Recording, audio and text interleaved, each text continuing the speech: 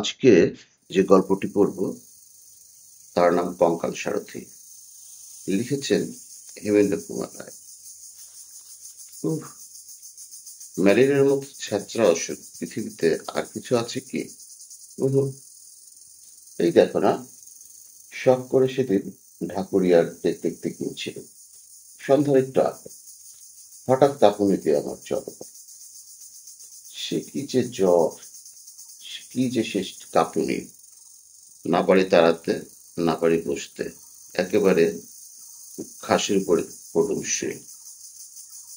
শীত রে বাবা! পা থেকে মাথা পর্যন্ত চাদর মুড়ি দিয়ে কাঁপতে কাঁপতে কেমন যেন আচ্ছন্নের মতো হয়ে গেল। সেভাবে কতক্ষণ ছিল ভগবান জানে।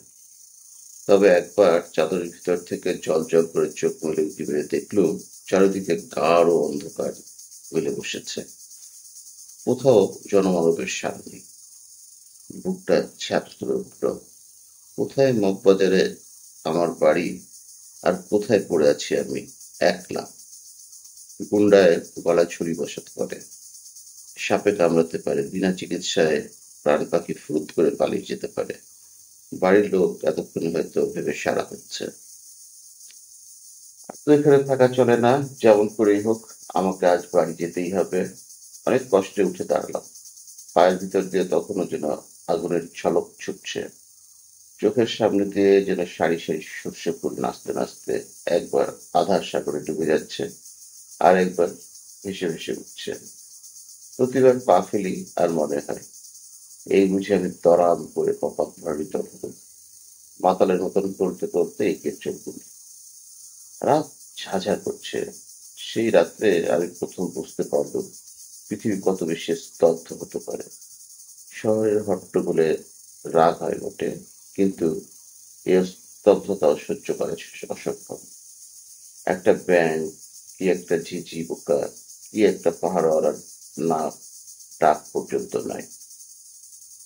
গাছের পাতায় বাতাসের একটু নিঃশ্বাস পর্যন্ত শোনা যাচ্ছে না। সারি সারি কোম্পানির আলোর থামগুলো নীরবে দাঁড়িয়ে জ্বলন চক্ষে যেন আমাকে অন্ধকারে নিরীক্ষণ করছে।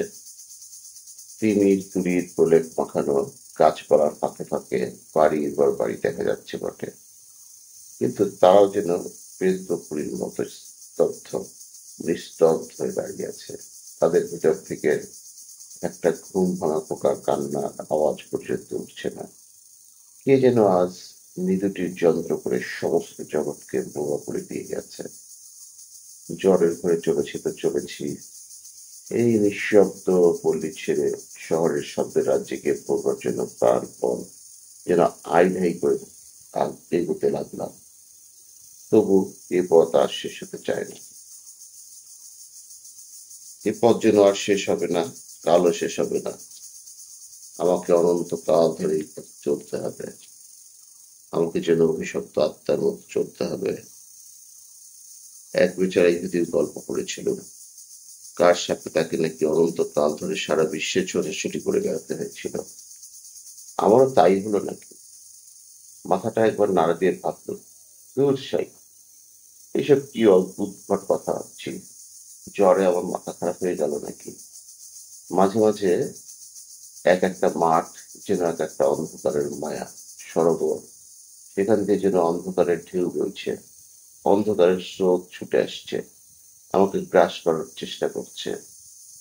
অন্ধকারের তরঙ্গের ভিতরে গাছগুলোকে যেখানে বড় বড় দৈত্য দানবের মতো দেখায়, প্রতিদিন হৃৎপিণ্ড ছিঁড়ে খাবার জন্য তার বোধ পেতে প্রস্তুত হয়ে থাকার মতো মনে হয়। কান্না ভরা কন করে বাতাস শেষ চুপি চুপি আমার কানে কানে বলছে, ও হে নিঝুম রাতের অজানা মানুষ, এই মৃত্যুপুরীর ভিতর দিয়ে কোথায় চলেছ তুমি? আমার কথা শোনো। ভূত প্রেতরা একে একে জেগে উঠেছে। এই বেলা প্রাণ নিয়ে পালাও, পালিয়ে যাও, যাও গো। আরো খানিক অগ্রসর হয়ে বলা হলো, পৃথিবীর সমস্ত শব্দ আমার দুই পায়ের দুই জুতার ভিতর আশ্রয় নিয়েছে। প্রত্যেকবার পা ফেলি আর সেই শব্দগুলো জুতার ভিতর থেকে চমকে ওঠে রাজপথে আছড়ে পড়া ঘোড়ার পায়ের শব্দের মতো, আমাকে চমকে চমকে তোলো। শব্দ শুনতে চাই, নিজের পায়ের শব্দ পাচ্ছি, কিন্তু কেন জানি সে শব্দ শুনে শুনে মন আমার খুশি কি হবে আরো বেশি নিতে করতে লাগলো। সে যেন রাজপথে ঘুমন্ত কোনো অশরীরী প্রেতাত্মার চিৎকার। আমার পদাঘাতে সে যন্ত্রণা কচড়ে কচড়ে উঠছে। আহ, এতক্ষণ পরে রসারোডের মোড়ে এসে পড়ল। অস্বস্তির নিঃশ্বাস ফেলে ট্রামের একটা লোহার থামে শ্মশানকে দাঁড়িয়ে খানিকক্ষণ চিরিয়ে দিল। এখানটাও তেমনি নির্জন ও তেমনি নিস্তব্ধ হলেও আমার মন যেন অনেকটা আরাম পেল। এই তো ট্রামের রাস্তা, এই পথ ধরে সিধে গেলেই যত মাইল দূরেই থাক আমাদের পাড়া মাঘবাজারের মোড় পাওয়া যাবে। খানিক দূরে এগোতে পারলেই লোকজনেরা সারা পাবো নিশ্চয়। আর ট্রাম ও বাস বন্ধ হলেও ট্যাক্সি তো মেলা অসম্ভব নয়। তখন জ্বরে আমার চোখ ছলছল করছে, কান করছে বউ বউ, আর মাথা করছে বউ বউ। বারবার ইচ্ছে হতে লাগলো পথের উপর লম্বা হয়ে শুয়ে পড়ি। কেবল বাপ মায়ের বিষণ্ণ মুখের কথা ভেবেই মনের সেই ইচ্ছা দমন করলো অনেক কষ্টে। নিজে নিজেই বলল, মন তুমি শান্ত হও, এই পথের শেষেই আছে তোমার বাড়ি, তোমার আত্মীয় স্বজন, তোমার নরম তুলতুলে বিছানা। কোন রকমের চক্ষু মুদে এই পথটুকু পার হতে পারলে পাস সকল কষ্ট, সকল ভাবনার অবসাদ। হঠাৎ দূর থেকে একটা শব্দ জেগে ওঠে চারিদিকে নিস্তব্ধতার মুখে।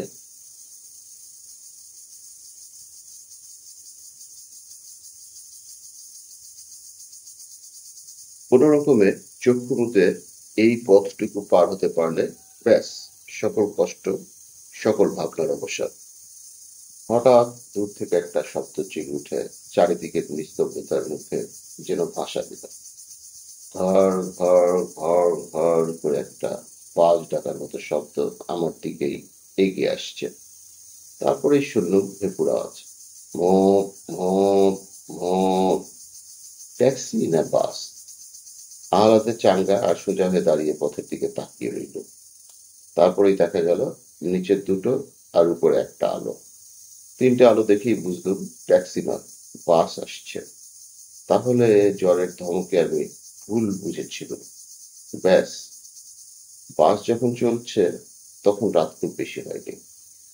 কিন্তু আশ্চর্য, এর মধ্যে এ অঞ্চলটা এমন ভয়ানক নিস্তব্ধ হয়ে পড়ে। বাবা, আমার কলকাতার গোলমাল বেঁচে থাক, এ অঞ্চলে আবার ভদ্রলোক বাস করে নাকি? কিন্তু বাসের আলো এত বেশি চলছে কেন? সামনের সারা পথে এসে যেন আগুনের ঢেউ বইয়ে দিয়ে ছুটে আসছে। আর এই নিরালা পথে কতদিনের ভেপু বাজাবাড়ি বা দরকার কি? এই অঞ্চলের সন্ধ্যার পরে ধূমপাতের লোকগুলোর কানে যে তালা ধরে যাবে। ঊর্ধ্বশ্বাসে ছুটতে ছুটতে ধুলোয় ধুলোয় পথ অন্ধকার করে একখানা রাঙা টকটকে মস্ত বড় বাস আমার কাছে এসে হঠাৎ দাঁড়িয়ে পড়ল, এবং সঙ্গে সঙ্গে একজন তীব্র তীক্ষ্ণ স্বরে চিৎকার করে বলল, ধর্মতলা, ওয়েলেসলি, শ্যামবাজার। আমি তাড়াতাড়ি বাসে উঠে একখানা গতিময় আসনের দিকে গিয়ে ধূপ করে বসে পড়লুম। হোক শ্যামবাজারের বাস। এই স্তব্ধ মরার মুলুক থেকে এখন তো সরে পড়ি। শ্যামবাজার থেকে মগবাজার পায়ে হেঁটে যেতে এমন বিশেষ সময় লাগবে। কিন্তু কেন জানি বাসের ভিতর ঢুকেই আমার বোধ হলো আমি যেন এই জগৎ ছেড়ে অন্য এক জগতের ভিতরে প্রবেশ করলাম। ব্যাস, বাস ছুটছে আর ভিকি বাজছে। এত বেগে বাস ছুটছে, তার জানালাগুলো সব খোলা রয়েছে, অথচ বাহির থেকে বাতাস একটুখানি ঝলক পর্যন্ত আমার গায়ে লাগছে না। ভারী অবাক হয়ে পড়লুম। আমার জ্বর কি এত বেশি উঠেছে যে দেহের অনুভব করবার ক্ষমতাটুকু আর নেই? পথ তেমনি নির্জন আর নিঃশ্বাস, কিন্তু বাতাসও কি আজ ঘুমিয়ে পড়েছে? আমার খালি মনে হতে লাগলো দম বন্ধ হয়ে সারা পৃথিবী আজ মারা পড়েছে, আর কোথাও জীবনের লক্ষণ নেই। বেঁচে আছি খালি আমি, ওই বাসের ড্রাইভার আর কন্ডাক্টর।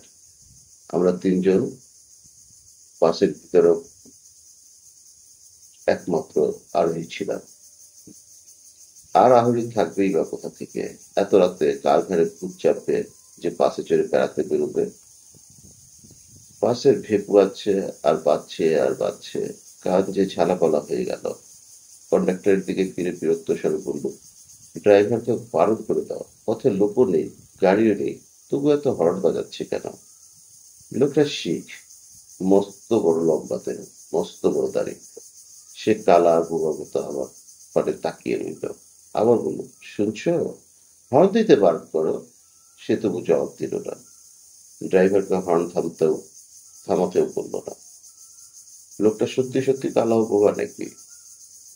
কিন্তু না, তাই বা হবে কি করে? এই খানিক আগেই তো সে ধর্মতলা ওয়েলেসলি শ্যামবাজার বলে চেঁচিয়ে পারামাত করছিল। সে বোধহয় আমার কথার জবাব দিতে চায় না। এরা কি ভেবেছে যে এদের ভেপুর আওয়াজ যে সারা শহরের ঘুম ভেঙে যাবে, আর তাহলেই সবাই বিছানা থেকে লাফিয়ে উঠে ছুটে এসে পাশের প্যাসেঞ্জার হয়ে বসবে? কিন্তু শহর জাগাবার কোনো লক্ষণ প্রকাশ করলো না। পথের আশেপাশে নিরীহ কুকুরগুলো আরাম করে কুণ্ডলি পাকিয়ে শুয়ে শুয়ে ঘুমোচ্ছিল, কিন্তু এই বাসের সাড়া পেয়ে তারা তাড়াতাড়ি উঠে ল্যাজে পেট ল্যাজ পেটের তলায় ঢুকিয়ে ছুটে পালাতে লাগলো, মহাভয়ে কেউ কেউ করে কাঁদতে কাঁদতে। আজকে বাইরের জীবনের সাড়া পাওয়া যাচ্ছে কেবল এই কুকুরগুলোর কাছ থেকে, কিন্তু তারাও দেখা দিয়েই অদৃশ্য হচ্ছে। কুকুর গেল কুকুরগুলো কেন আমাদের বাস দেখে পালাচ্ছে? মনের ভিতর কেবল এই প্রশ্ন জাগতে লাগলো, কেন, কেন, কেন? কন্ডাক্টর কেন আমার কথার জবাব দিচ্ছে না? কেন, কেন, কেন?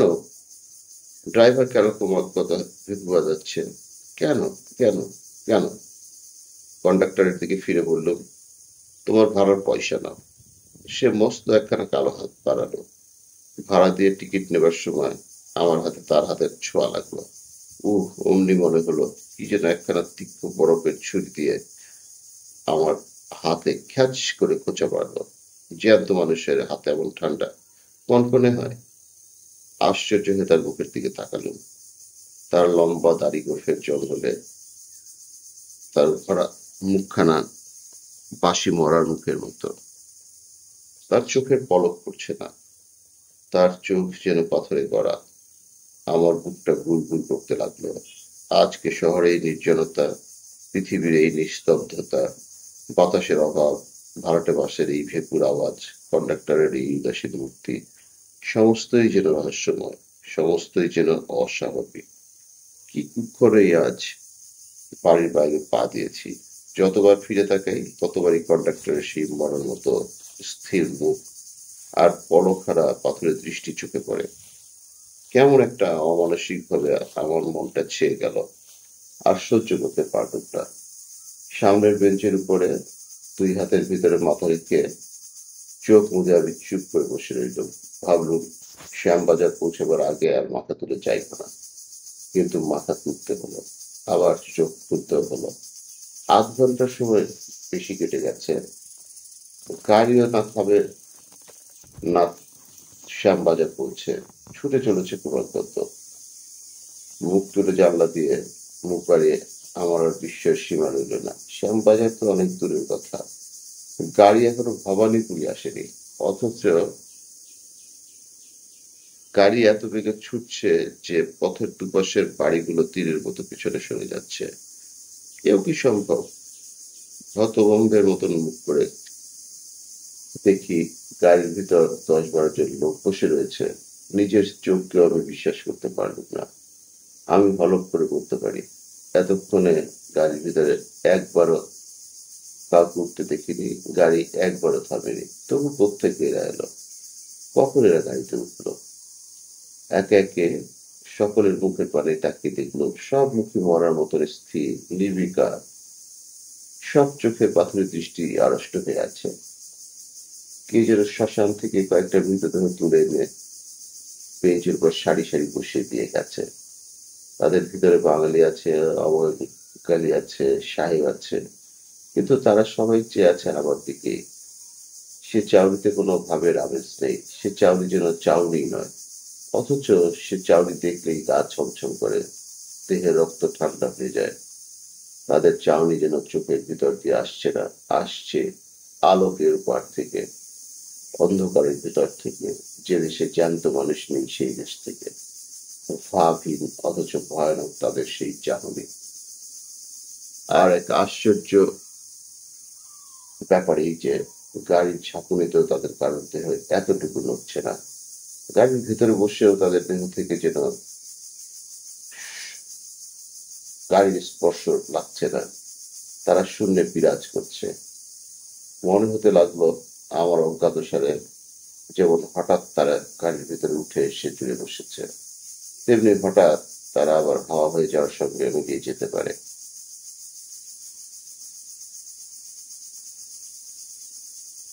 আর এক আশ্চর্য ব্যাপার এই যে গাড়ির ঝাঁকুনিতেও তাদের কারোর দেহ এতটুকু নড়ছে না। গাড়ির ভিতরে বসেও তাদের দেহ যেন গাড়িকে না ছুঁয়ে শূন্যে বিরাজ করছে। মনে হতে লাগলো আমার অজ্ঞাতসারে যেমন হঠাৎ তারা গাড়ির ভিতরে উড়ে এসে জুড়ে বসেছে, তেমনি হঠাৎ তারা আবার হাওয়ার সঙ্গে মিলিয়ে যেতে পারে আমার অজান্তেই। যেন তারা ছায়ার কায়াহীন অনুচর, দেখা দেয় ধরা দেয় না। তাদের দেখা যায়, ধরা যায় না। আমার সভার দৃষ্টি আবার পথের দিকে ফিরিয়ে নিল। গাড়ির তেমনি হেঁচকি তোলা আওয়াজের মতন ভেপুর শব্দ করতে করতে তীর বেগে ছুটছে, কিন্তু তখনও ভবানীপুর আসেনি। কি এক দুঃসহ অজানা টানে অস্থির হয়ে চোখ আবার গাড়ির ভেতরে ফেরালাম। গাড়িতে ইতোমধ্যে লোকের সংখ্যা আরো বেড়ে উঠেছে। তারাও স্থির নেত্রে আমার দিকে তাকিয়ে আছে। আর থাকতে না পেরে হঠাৎ চেঁচিয়ে উঠে বলল, এই কন্ডাক্টর, গাড়ি বাঁধো। কন্ডাক্টর কোনো সাড়া দিল না, গাড়ি থামানোর চেষ্টা করলো না। আবার বললাম, কিন্তু কোনো ফল হলো না। রেগে দাঁড়িয়ে উঠে কন্ডাক্টরের দেহ ধরে আমি নাড়া দিতে গেলুম, কিন্তু তাকে ছুঁতেও পারলাম না। চোখের সামনে তাকে স্পষ্ট দেখতে পাচ্ছি, কিন্তু তাকে স্পর্শ করতে পারছি না। সে দেহ যেন হাওয়া দিয়ে তৈরি হয়ে যাচ্ছে। হঠাৎ গাড়ির সব লোক একসঙ্গে অট্টহাস্য শুরু করে দিল। সে অদ্ভুত বীভৎস হাসি যেন অনেক দূর থেকে, অনেক আকাশ বাতাস ভেদ করে, অনেক সমুদ্র পাহাড় প্রান্তর পার হয়ে, অনেক অন্ধকারে ডুব দিয়ে, অথচ এত স্পষ্ট ভাবে আমার কানে আসলো যেন আমার কান ফেটে যাবার মতো অবস্থা হলো। আমি পাগলের মতো চিৎকার করে বললাম, গাড়ি থামাও, জলদি গাড়ি থামাও, এই ড্রাইভার। গাড়ি থামানোর ঘন্টার দড়ি ধরে আমি ঘন ঘন নাড়তে লাগলাম। ড্রাইভার এতক্ষণ পরে আমার দিকে মুখ ফেরালো। সে মুখে এক কিলো মাংস নেই। সে মুখ সাদা ধবধবে হাড়ের মুখ। নাক চোখের জায়গায় তিন তিনটে গর্ত, দুঠোঁটের জায়গায় দুসারি দাঁত বেরিয়ে আছে। এতক্ষণ তবে কি এই পোশাকধারী কঙ্কালটাই গাড়ি চালিয়ে আসছে? গাড়ির ভিতরে অট্টহাসির আওয়াজ আরো বেড়ে গেল। আর সইতে পারলাম না। সেই ভীষণ অট্টহাসি শুনতে শুনতে আমি একেবারে অজ্ঞান হয়ে গেলাম। জ্ঞান হয়ে জ্ঞান হলে দেখলাম নিজের ঘরের বিছানায় শুয়ে আছি। আমার চারপাশে বসে মা, বাবা, ভাই আর বোনেরা। শুনলাম আমি নাকি রসা রোডের ফুটপাতের উপর জ্বরের করে বেহুঁশ হয়ে শুয়েছিলাম। কালকে রাতের বিভীষিকার কথা সকলকে বললাম। বাবা বললেন, ওসব বাজে কথা। জ্বরের ঝুঁকে লেকের ধার থেকে রসা রোড পর্যন্ত এসেই বেহুঁশ হয়ে পড়েছিলেন। তারপর ওইসব নিশ্চয়ই খেয়াল রেখেছ। এসব এখন ভুলে যাও। ভূত প্রেত বলে এমন কিছু তোমার জীবনে আসেনি। আপনি ভুল করছেন ডাক্তার কাকা। এ ঠিক না। মরলে তো মানুষ সব জানতে পারে। মামাও জানতে পেরেছেন টাকার লোভে আমি তাকে মিথ্যা বলতে পারি। তাই ছবি ছোঁয়া মাত্র রাগে ঘৃণায় আমাকে ধাক্কা দিয়ে সরিয়ে দিচ্ছিলেন। সবটা শুনুন আগে, তাহলে বুঝতে পারবেন। সমস্ত সকালটা নগেন মনের মতো বিছানায় পড়ে রইল। এই চিন্তাটাই কেবল তাকে পুড়ে খেতে লাগলো।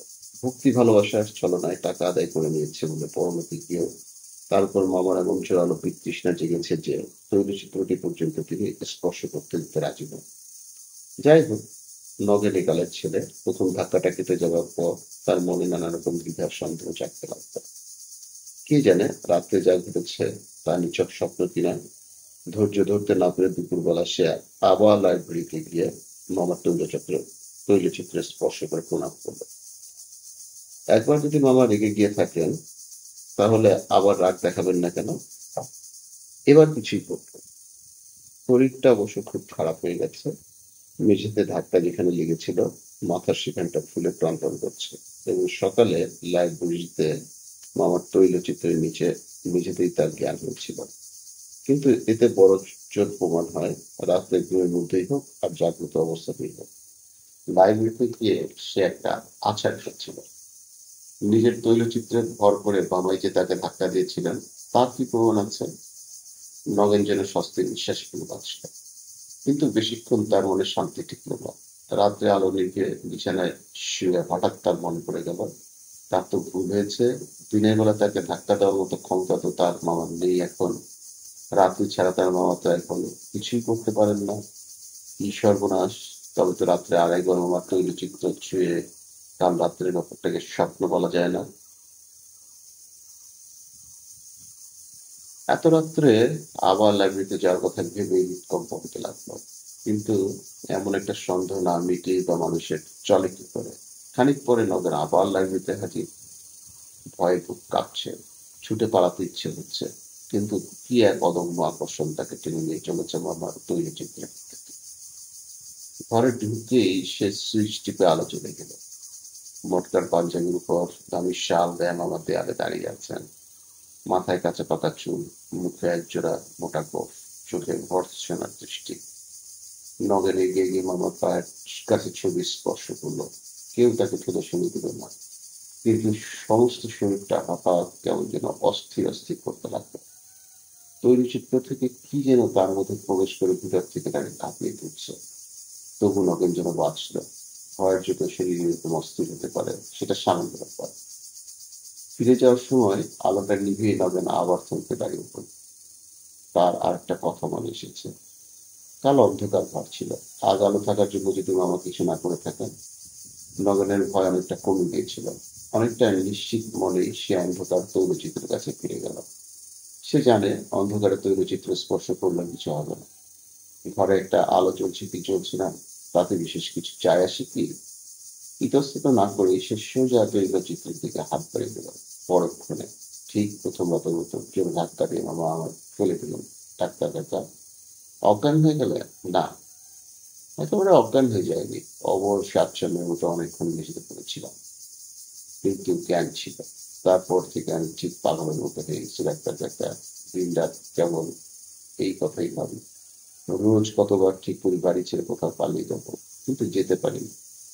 কিসে যেন আমার জোর করে আটকে রেখেছে। পড়াশোনা ডাক্তার অনেকক্ষণ ভেবে জিজ্ঞেস করলো, তারপর আর কোনোদিন ছুটিটা চেয়েছ? কতবার দিনে চেয়েছি, রাত্রে চেয়েছি, আলো জেলে চেয়েছি, অন্ধকারে চেয়েছি। ঠিক ওই রকম ব্যাপার ঘটে। দিনে বা রাত্রে আলো জেলে ছুলে কিছু হয় না। অন্ধকারে ছোঁয়া মাত্র মামা আমাকে ঠেলে দেয়। সমস্ত শরীর যেন ঝনঝনে ঝাঁকানি হয়ে ওঠে। কোনোদিন অজ্ঞান হয়ে যায়, কোনোদিন জ্ঞান থাকে। বলতে বলতে নগেন যেন একেবারে ভেঙে পড়ল। আমি কি করবো ডাক্তার কাকা? এমন করে কদিন চলবে? মাঝে মাঝে আত্মহত্যার কথা ভাবি। পড়াশোনার ডাক্তার বললেন, তার দরকার হবে না, আমি সব ঠিক করে দেবো। আজ সকালে ঘুমিয়ে পড়লে রাত ঠিক 12টার সময় তুমি বাইরের ঘরে আমার জন্য অপেক্ষা করো, আমি যাব। একটু থেমে আবার বললেন, ভূত বলে কিছু নেই নগেন। তবু মাঝরাত্রে অন্ধকার লাইব্রেরিতে পড়াশোনার বাবু মৃদু একটা অস্বস্তি বোধ করতে লাগলেন। এই ঘরে বাড়ির লোক খুব কম আসে। ঘরের বাতাসে পুরনো কাগজের একটা ঝাপসা গন্ধ পাওয়া যায়। নগেন শক্ত করে একটা হাত চেপে ধরে কাঁপছে তার। কিসের ভয়? ভূতের? তৈলচিত্রের ভূতের? ভূতে সে একেবারে বিশ্বাস করে না। যার বুদ্ধিমূল ধারণা এই যে যত সব অদ্ভুত অথচ সত্যভূতের গল্প শোনা যায়, তার প্রত্যেকটির সাধারণ এবং স্বাভাবিক কোনো ব্যাখ্যা আছেই আছে। ছবির ভূতের অসম্ভব আর অবিশ্বাস্য ভূতের ঘরে পা দিয়ে তার কখনো কি ভয় হতে পারে? তবু অস্বস্তি যে বোধ হচ্ছে সেটা অস্বীকার করার উপায় নেই। নগেন যে কাহিনী শুনিয়েছে, সারাদিন ভেবে পড়াশোনার ডাক্তার তার কোনো ব্যাখ্যা তৈরি করতে পারেননি। একদিন নয়, একবার নয়, ব্যাপারটি ঘটেছে অনেকবার। দিনে তৈলচিত্র নিস্তেজ হয়ে থাকে, রাত্রে তার তেজ বাড়ে। কেবল তাই না, অন্ধকার না হলে সে তেজ সম্পূর্ণ প্রকাশও পায় না। আরো একটা কথা, রাত্রি গড়ার সঙ্গে সঙ্গে তৈলচিত্র যেন বেশি সজীব হয়ে উঠতে থাকে। প্রথম রাত্রে নগেন অন্ধকারে স্পর্শ করে ছবি নগেনের হাতটা শুধু ছিটকে সরিয়ে দিয়েছে। মাঝরাত্রে স্পর্শ করলে এত জোরে তাকে ধাক্কা দিয়েছে যে মেঝেতে আছড়ে পড়ে নগেনের জ্ঞান পেয়ে গেছে। অশরীর শক্তি কল্পনা করা ছাড়া এই সমস্ত আর কি হতে পারে? হয়, নিশ্চয়ই হয়। মনে মনে নিজেকে ধমক দিয়ে পরাশয় ডাক্তার নিজেকে এই কথা শুনিয়ে দিল। তারপর চোখ তুলে তাকালেন দেয়ালে, যেখানে নগেনের মামার তৈলচিত্রটি ছিল সেখানে। এই ঘরে তিনি আগে কয়েকবার এসেছেন। তৈলচিত্রগুলোর অবস্থা তার অজানা ছিল না। যা চোখে পড়ল তাতে পরাশর ডাক্তারের বুকটা ধড়াস করে উঠল। তৈলচিত্রের উপরের দিকে দুটি উজ্জ্বল চোখ তার দিকে জল জল করে তাকিয়ে আছে। চোখ দুটির মধ্যে পাক প্রায় দেড় হাত। ঠিক এই সময় নগেন ফিসফিস করে বলল, আলোটা জ্বালবো ডাক্তার কাকা? পরাশর ডাক্তার তার গলার আওয়াজ শুনে চমকে গেলেন। না। রাস্তা অথবা পাশের কোনো বাড়ি থেকে সরু আলোর রেখা ঘরের দেয়ালে এসে পড়েছে। তাতে অন্ধকার কমেনি। মনে হচ্ছে যেন সেই আলোটুকুতেই ঘরের অন্ধকারটা স্পষ্ট দেখতে পাচ্ছে তারা। নগেন আবার ফিসফিস করে বলল, একটা কথা আপনাকে বলতে ফেলে গেছি ডাক্তার কাকা। দাদামশাই আর দিদিমার ছবি তারা মরবার পর পর পড়া হয়েছিল, কিন্তু মামার ছবিটা মরবার আগে মামা নিজে সব করে আঁকিয়েছিলেন। হয়তো সেই জন্যই নগরের শিহরণে স্পষ্ট টের পাওয়া যায়। ভয় পেয়ে গেছেন? পরাশয় ডাক্তারকে স্বীকার করতে হলো, একটু ভয় তিনি সত্যিই পেয়ে গেছেন। তার বৈজ্ঞানিক মন এতদিন পর একটা মস্ত সত্য আবিষ্কার করলো যে মানুষের মন চিরদিনই মানুষের। যুক্তি, তর্ক, বিশ্বাস, অবিশ্বাস দিয়ে মানুষ ভয়কে জয় করতে পারে না। দেহে আঘাত লাগলে যেমন বেদনা বোধ হবে, তেমনি উপযুক্ত ভয়ের কারণ উপস্থিত হলে মানুষকে ভয় পেতেই হবে। যাই হোক, একদিন যদি তিনি ভুল বিশ্বাস পোষণ করে এসে থাকেন, আজ ছবির ভূতের কল্যাণে সে ভুল তার ভেঙে যাবে। তাতে ক্ষতি কি? দাঁতে দাঁত লাগিয়ে পড়াশোনার ডাক্তার তৈলচিত্রের দিকে এগিয়ে গেল। কাছাকাছি যেতে জল জলে চোখ দুটি চোপিয়ান কমে গেল। হাত বাড়িয়ে দিতে প্রথমে তার হাত পড়ল দেয়ালে। যত সাহস করে এগিয়ে থাকুক, প্রথমেই একেবারে নগেনের মামার গায়ে হাত দিতে তার কেমন দ্বিধা হচ্ছিল। পাশের দিকে হাত সরে তৈলচিত্রের ফ্রেমে স্পর্শ করা মাত্র বৈদ্যুতিক আঘাতে যেন তার শরীরটা ঝনঝন করে উঠল। অস্ফুট গোঙানির আওয়াজ করে পেছন দিকে দুই পথ ছিটকে গিয়ে তিনি মেঝেতে বসে পড়লেন। পরক্ষণে ভয়ে অর্ধবিত নগেন আলোর সৃষ্টি করিল। মিনিট পাঁচেক পরাশয় এক দৃষ্টে তাকে চোখ বুঝে বসে রইলেন। তারপর চোখ তুলে মিনিট পাঁচেক এক দৃষ্টে তাকিয়ে রইলেন মামার উপর ফেলে লাগানো তৈলচিত্রটির দিকে। তারপর তীব্র চাপা গলায় দিয়ে বললেন, তুমি একটা আস্ত গর্ধব নগেন। আর আগে একটু পূর্ণ পরাশয় ডাক্তার বলতে লাগলো, গাধাও তোমার চেয়ে বুদ্ধি নয়। এত কথা বলতে পারলে আমাকে আর একটা কথা আমাকে একবার বলতে পারলে না যে তোমার মামার ছবিটা ইতিমধ্যে উপর ফ্রেম দিয়ে বাঁধানো হয়েছে আর ছবির সঙ্গে লাগিয়ে দুটো ইলেকট্রিক বাল্ব ফিট করা হয়েছে? আমি কি জানি? সমস্যাকে যেমন দেখে গিয়েছিলাম, আমি ভেবেছিলাম ছবিটা এখনো তেমনি অবস্থাতেই আছে। ইলেকট্রিক শককে বুঝতে পারো না? কিসে শক লাগলো? তুমি কোন দেশের ছেলে? আমি তো শক খাওয়ার পরই টের পেয়েছিলাম তোমার মামার ছবিতে কোনো প্রেতাত্মা ভর করেছেন কিনা। নগেন উদ্ভ্রান্তের মতো বলল, রূপোর ফ্রেমটা দাদামশাইয়ের ছবিতে ছিল। চুরি যাওয়ার ভয়ে মামা অনেকদিন আগে সেগুলো তুলে রেখেছিল। মামার শ্রাদ্ধের দিন মামিমা ফ্রেমটা বার করে মামার ছবিটা লাগিয়েছিল। আলো দুটো লাগিয়েছিলেন আমার মামাতো ভাই পরেশ। হ্যাঁ, সে এবছর ইঞ্জিনিয়ারিং কলেজে পড়তে হচ্ছে। তাই বললো, এই সামান্য কাজের জন্য ইলেকট্রিক মিস্ত্রিকে পয়সা দেবো কেন? পড়াশোনাটা তো একটু হেসে বললেন, পরেশ তোমার মামার উপযুক্ত ছিলেই বটে, কিন্তু পয়সা বাঁচানোর জন্য বাপের ছবিতে ভূতে এনে ছেড়েছে। এই খবরটা আগে যদি দিতে আমার নজরে সংশয় করবে না। কিন্তু ডাক্তার ডাক্তার পড়াশোনার ডাক্তার রাগ করে দিল, কিন্তু কি এখনো বুঝতে পারছো না? দিনের বেলা মেল সুইচ অফ করা থাকে, তাই ছবি ছুলে কিছু হয় না। ছবি মানে ছবির উপর ফ্রেম। রূপার ফ্রেমটার নিচে কাঠফাট কিছু আছে, দেয়ালের সঙ্গে যোগ নেই। নইলে তোমাদের ইলেকট্রিকের বিল এমন হু করে বেড়ে যেত যে আর কোম্পানির লোক এসে লিকেজ খুঁজতে হতো। তুমিও আমার ভূতের আসল পরিচয়টা জানতে পারতে না। সন্ধ্যার পর বাড়ির সমস্ত লোক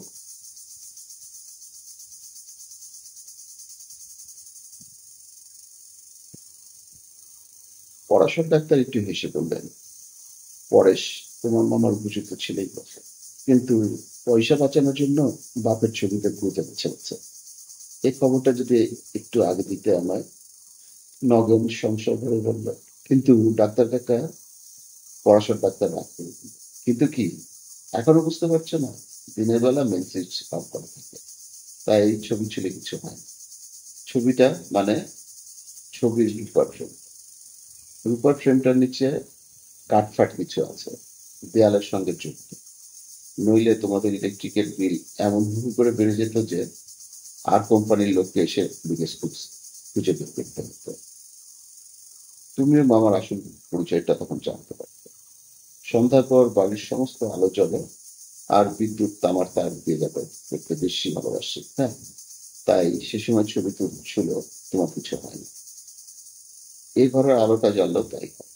মাঝরাত্রে বাড়ির সমস্ত আলো নিভে যায়, তখন ছবিটা ছুলে আর কোনো পথ খোলা নেই দেখে বিদ্যুৎ অগত্যা তোমার মতো বোকা হওয়ার শরীরটা দিয়ে পড়াশোনার ডাক্তার চুপ করে মানে তার হঠাৎ মনে হয়ে গেছে সুযোগ করে তার শরীরটা পথ হিসেবে ব্যবহার করতে বিদ্যুৎ একটু দ্বিধাবোধ করছে না।